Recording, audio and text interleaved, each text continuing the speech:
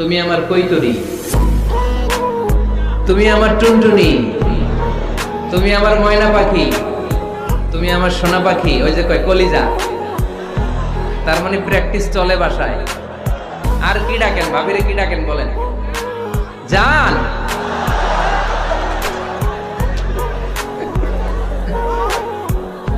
জান ডাকেন।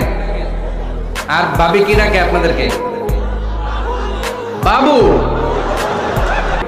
আর কি ডাকে? হ্যাঁ, বেবি। পোলাপান কত দুষ্ট দেখছেন, বেবি ডাকে নাকি?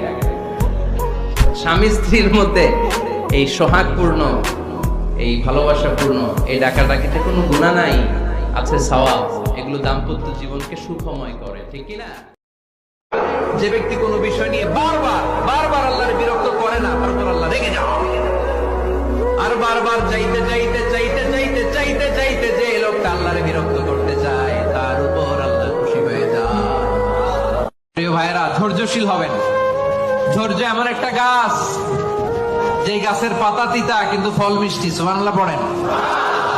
যারাই ধৈর্য ধারণ করে তার শেষটা ভালো হয়। তার কোনটা ভালো হয়?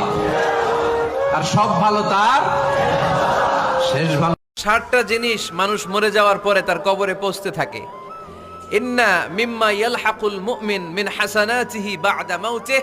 মানুষ মরে যাওয়ার পরেও যে 60টা জিনিস তার কবরে পৌঁছায়, তার মধ্যে একটা হচ্ছে মসজিদান বানাহু। সে যে মসজিদ বানিয়ে গিয়েছে, ওই মসজিদের সওয়াব। সুবহানাল্লাহ পড়েন।